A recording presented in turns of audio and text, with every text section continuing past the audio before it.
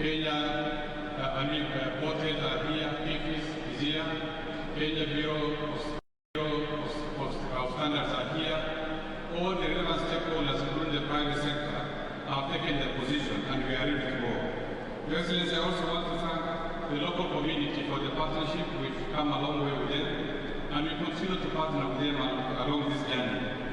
And we've given the governor an opportunity to take advantage, to look at the business opportunities available, particularly in the sector of housing.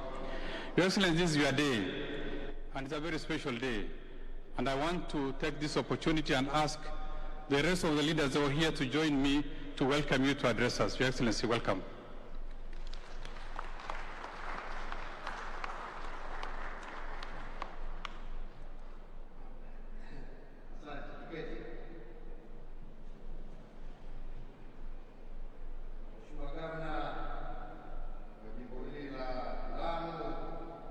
Fahim Yasin Twaha, gavana wenzako ambao wamekuja kushuhudia sherehe hii ya leo, waheshimiwa wabunge wa kitaifa na Senate na waheshimiwa wabunge wa kaunti ya Lamu, viongozi, ladies and gentlemen, hamjambo nyote. Hamjambo tena. Asanteni sana. Today, the journey that was commenced by my predecessor, President Mwai Kibaki, who together with the Prime Minister of Ethiopia at the time, Meles Zenawi, and the President of South Sudan, Salva Kiir Mayardit, we're here to break ground for this project. For a variety of reasons, the project was not able to take off. But today, after a long journey, we are here to make that dream a reality. A new chapter unfolds today in the development and transformation of Lamu, a chapter now that joins the transformation that is taking place in every part of our country. From Lamu here to Lodwar, from Namanga to Nadapal, from Meru to Mbalambala. The role of every generation in expanding the frontiers of our nation is affirmed. When I last visited the port of Lamu, I was the 9th of December last year. I was in the company of Dr. Abiy Ahmed, the current Prime Minister of the Federal Democratic Republic of Ethiopia. And at that time, I made a commitment to Kenyans and to our neighboring countries that the port of Lamu would begin operations within 6 months. I am pleased to note that we have indeed kept our promise, and today we are officially operationalizing berth number 1, and this means that we can start receiving ships and cargo at this port, and by July, berth number 2 will be ready, and by October of this year, the last berth, which is berth number 3, shall also be operational. So this indeed is a momentous feat, and it marks an important milestone towards the realization of our key objective of Vision 2030 to transform regional economies through increased trade, integration, and interconnectivity. As a critical pillar of the Lamu Port, South Sudan, Ethiopia transport corridor, this port will connect South Sudan, Ethiopia, and Kenya. Eventually, the objective under the African Union is to connect northern Kenya to the middle belt of Africa, which runs from Dakar in Senegal, that is in the west of our continent, to where we are today, Lamu, in the east of our continent. Ladies and gentlemen, Lamu Port is strategically located at the middle of major shipping routes, and therefore its operationalization will enable us to begin and to realize long-cherished goals of opening up northern Kenya to international trade. Indeed, fortifying our position as a major gateway to Africa and harnessing the economic potential of this historically underserved region. With one of the deep water harbors on the east coast of Africa, Lamu Port has the potential to become a premier transshipment hub for all cargo destined for the continent.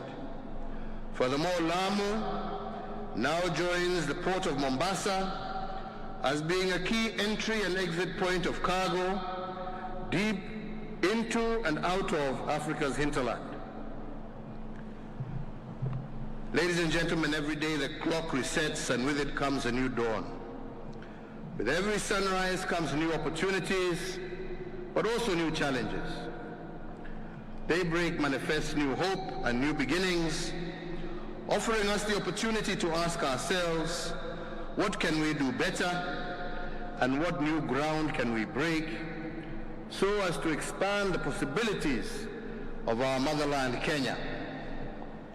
As we witness this operationalization of the port, I remember some doubting Thomases who questioned its viability and wondered if it would ever be utilized, wondering whether it would ever be built.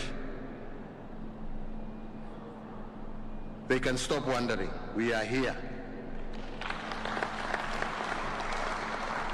And those who doubt its viability, just as they doubted our ability to build it, will also be put to shame.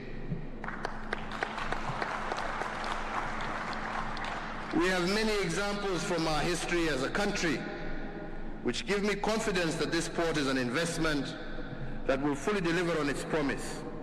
And let me just share two examples from the transport and logistics sector.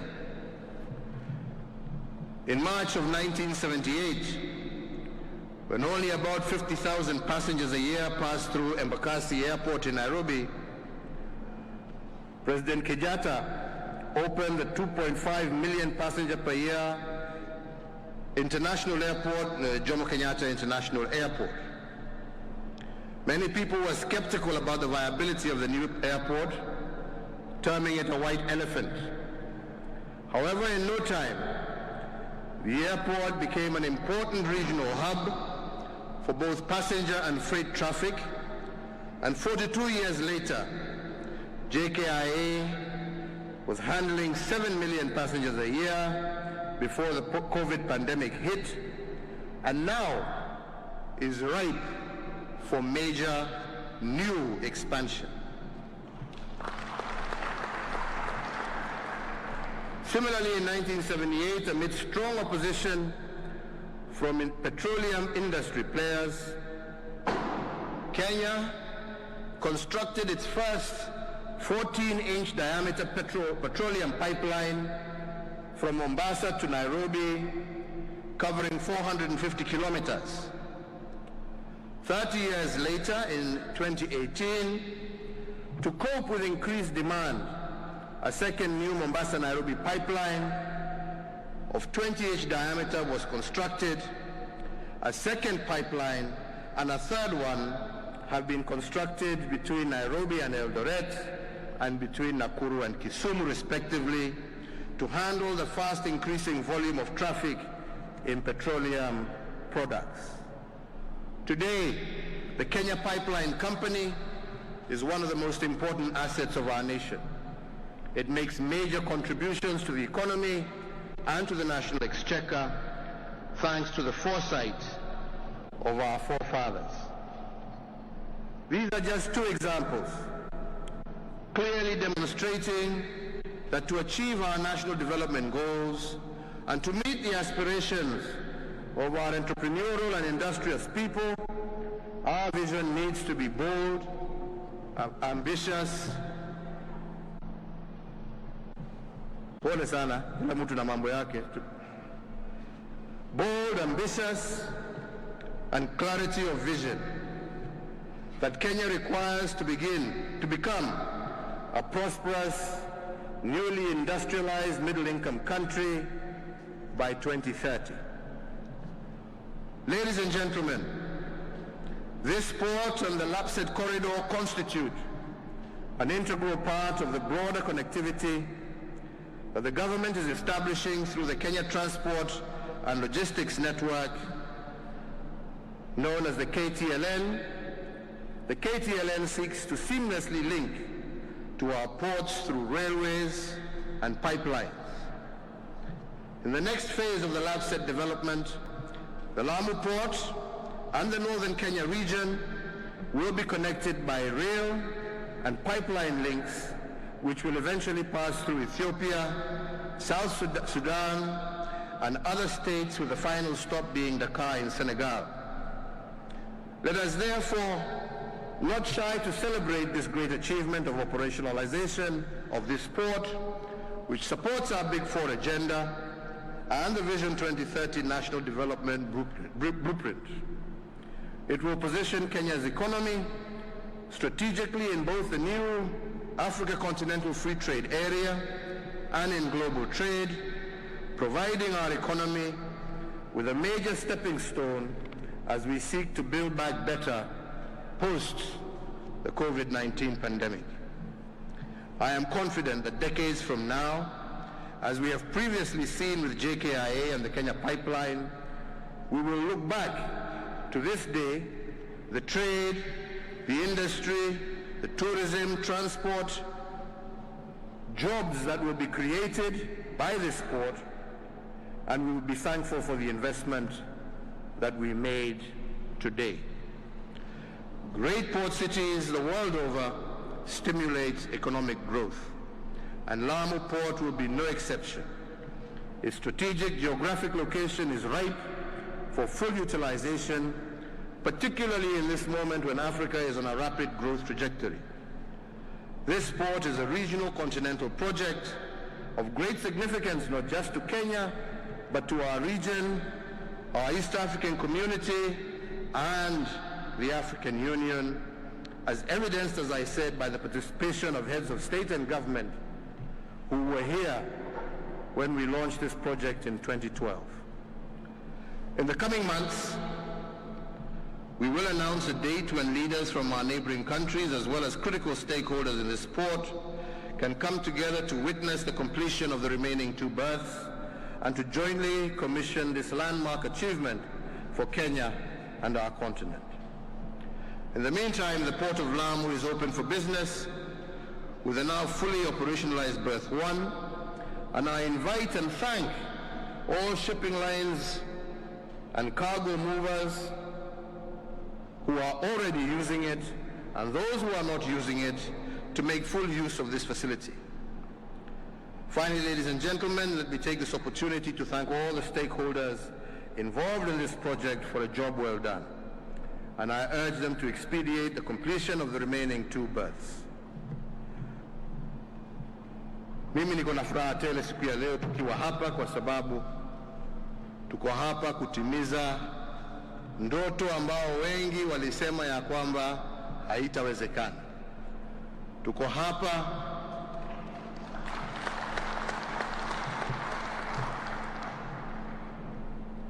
kuanzisha hii berth ya kwanza ya port yetu ya Lamu, ambaye haitaleta maendeleo tu hapa Lamu, lakini na vile mumeona tukiwa pamoja na viongozi wengine ambao watafaidika, viongozi kutoka upande ya Turkana kuja Isiolo, Samburu, Meru, Tharaka Nithi, Garissa, Mandera. Hawa wote na wananchi wa sehemu hizo watapata faida kwa sababu ya mradi huu ambao tunauanzisha leo. Sisi ndoto yetu ni kuona ya kwamba tumeweza kumaliza umaskini katika taifa letu la Kenya, na njia ya kumaliza umaskini na kuhakikisha ya kwamba tuko na utajiri wa kutosha ni miradi kama hii. Leo hii nimeanza safari yangu kule Garsen na tumekuja na barabara kutoka Garsen mpaka hapa kwa bandari hii ya Lamu. Nyote mwajua hiyo safari ilituchukua muda, pamoja na kusalimia na kusimama na kusalimia wananchi witu Hindi tukija, ilituchukua saa 1:30. Wengi wenu mnajua ya kwamba hiyo safari, muda ambao sio mrefu sana, ilikuwa safari, ikiwa ni bahati ni safari ya siku mzima.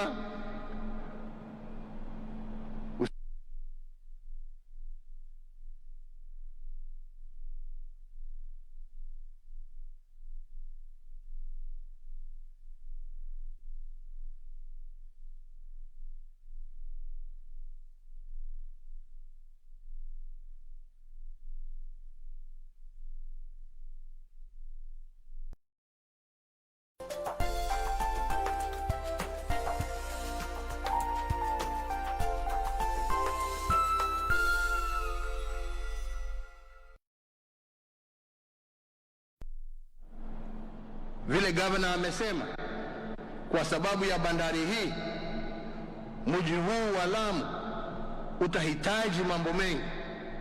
Utahitaji nyumba za wawekezaji, kwa sababu mtakuwa na wengi ambao watakuwa wanakuja kutoa mizigo yao hapa, watakuwa wanataka kutafuta pahali ya kulala, pahali ya kukunywa chai. Hiyo ni biashara kwa vijana wa area hii. Hiyo ni biashara kwa wakulima wa area hii. Mtahitaji maofisi. Hawa wote ambao unaona hapa wakija watahitaji maofisi. Hiyo ni kazi kwa vijana wetu. Shipping companies zile zitakuwa hapa, na mimi nasisitiza sana, sio ya kwamba tunafungia Wakenya wengine pia kuja kutafuta kazi. Tungependa kuona pia vijana wa Tana River waje wafanye kazi, lakini nahimiza ya kwamba ningependa wale ambao watafaidika kwanza wawe vijana wa hapa Lamu, ndio wawe na nafasi ya kukaribisha wenzao. Njooni, biashara ipo, njooni mkae nasi, njooni tukae pamoja, njooni tufanye kazi pamoja. Kwa hivyo kwa wale ambao watakuwa wanasimamia kazi hii, nawahimizia ya kwamba angalieni vijana wa hapa, kwa sababu vijana wa hapa wakiona ya kwamba wanafaidika wenyewe, ndio wataita marafiki yao, wewe kuja, wewe mtu kuja, njooni kuoneshe biashara, njoo kuja tufanye hii. Na utaona ya kwamba Wakenya wote watafaidika kwa sababu ya port hii ya Mombasa, ya Lamu. Na ndio mambo haya yaweze kutendeka, hatujamaliza kazi. Na gavana, mimi nakwambia, tafuta wawekezaji wakuja kujenga manyumba hapa, vijana wapate kazi, na sisi tutaungana pamoja na wewe kuhakikisha ya kwamba tumekuletea, tutafute maji, ndio kuwe na maji ya kutosha. Tulete infrastructure ingine, isiwe tu ni barabara kuu. Kiketi ndugu yangu, isiwe tu ni barabara hii, lakini barabara ya kuingia vijijini ndio pia watu waweze, huko ndiko watu watajenga, lakini muwe na plan nzuri. Msije sasa kujenga kihovyo hovyo, jengeni vizuri. Leo hii pia nimeanzisha barabara ya kutoka hapa Lamu kuelekea Garissa ikipitia Ijara.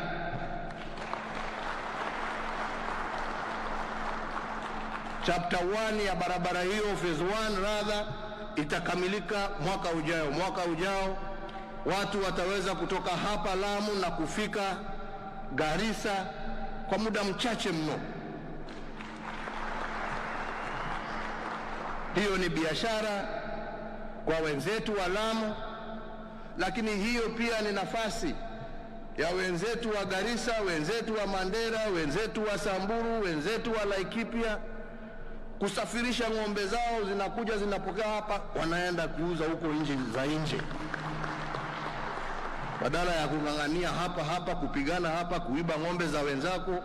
Sasa wewe njoo upange. Sitaki kusema ni nani nilikuwa natajia, lakini wanamwambia sasa ajipange, aanze kufundisha watu yake wakose kuiba ng'ombe. Sasa watengeneze yao wakuje. That is the future, my friend, not kuiba ng'ombe 2-3. Nonesha ukuja hapa utume nje. Ama ni namna gani wenzangu? Si ni hivyo? Na hiyo ikifanyika ni maendeleo kwetu sisi wote, ni sisi wote tutafaidika. Pia katika huo ujenzi wa hiyo barabara tutajenga barabara zingine za kuimarisha usalama wa area hii. Tutajenga hiyo barabara ya kutoka hapa Lamu mpaka Kiunga. Hiyo itasaidia sana wananchi wa area hiyo, na pia itatusaidia kwa usalama. Na mambo haya tunafanya ndio vijana wetu waweze kufaidika, kwa sababu vijana, nataka niwaambie kwa uhaki, hamtafaidika kwa maneno, mtafaidika kwa kazi. Na tuna imani na amani ya kwamba miradi hii yote ikiisha, nafasi za kazi zitakuweko. Nafasi za kazi zikiweko, itatusaidia pia kwa usalama, itatusaidia pia kupigana na mambo ya madawa za kulevya, kwa sababu mambo haya yatendeka kwa sababu vijana wanaona hawana lolote lingine lile la kufanya. Miradi hii itatusaidia kupambana na mambo haya ya madawa ya kulevya, kupambana na mambo haya ya uhalifu, kwa sababu sasa vijana wako na kazi ambaye ni secure, ambaye ni nzuri, ambaye anaweza kulisha. Hata akienda nyumbani kwa mama amefurahi kwa sababu amekuja na kitu, watoto wamefurahi kwa sababu wako na uniform mpya. Hiyo ndio maendeleo tunataja, ama ni namna gani? Ama mwasemaje jameni? Na nyinyi pia mjue ya kwamba kati yetu kuna wale ambao hawafurahii maendeleo, kwa sababu maendeleo yawaondolea zile kazi za uhalifu wanafanya. Ni jukumu yenu wenzangu kusaidiana na maofisa wa usalama kuhakikisha ya kwamba tumeng'oa hawa wachache wahalifu, watoke kati yetu na vijana wetu, kwa sababu tusiseme ni kazi ya polisi. Hakuna mhalifu ambaye hana dada ama ndugu. Hakuna mhalifu ambaye hajazaliwa na baba na mama. Kumaanisha nini? Nyinyi wakaaji mkikubali kuungana pamoja na maofisa wa usalama, hawa watu hawatakuwa na nafasi ya kuja kutuharibia kazi. Na ndiyo maendeleo hayo. Ukiona mtoto anaelekea mbali, wacha tuwe na usalama, wacha hii maendeleo ifanyike, ndio ufaidike, badala ya kukimbizana na polisi. Uwe unaenda kazi zako, unakuja unastarehe jioni, unafurahia familia yako, badala ya kuingiana na hii magaidi ambao hujui kama leo uko hai, kesho uko hai.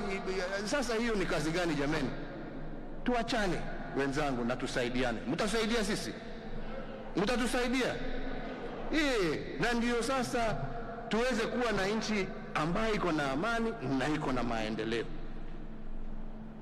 Kwa hivyo wenzangu, mimi sitaki ninene zaidi ya hapa. Yangu tu ni kusema furaha ni mingi. We are very happy.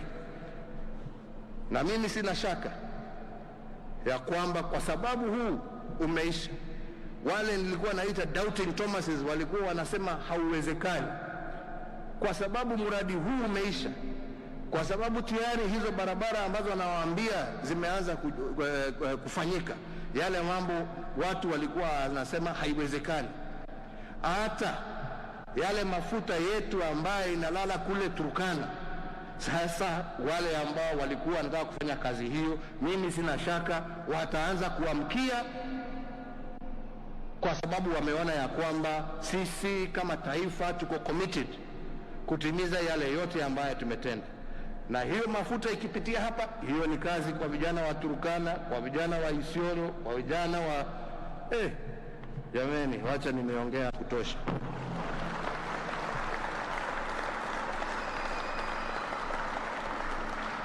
Tuna furaha, tunamshukuru Mwenyezi Mungu kwa kutufikisha hapa. Tunasema Mungu aendelee kubariki taifa hili letu la Kenya,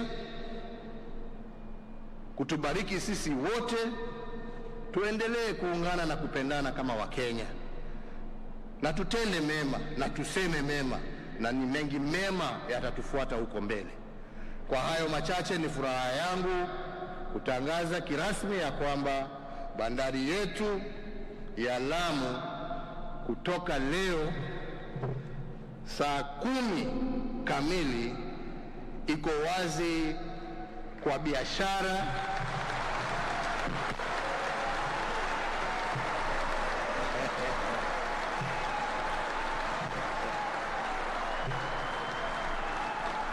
na tunakaribisha wawekezaji, tunakaribisha wenye meli, tunakaribisha wafanyabiashara kutoka kila sehemu ya dunia waje watumie hili bandari na waweke hela zao hapa. Pamoja na wao tujenge Lamu, tujenge Kenya yetu. Na mimi sina shaka leo hii pia ni huo mwanzo wa kuhakikisha ya kwamba ile lugha ya marginalization, ya kwamba kuna sehemu za Kenya ambazo zimesahaulika, hiyo tumeanza kuziba,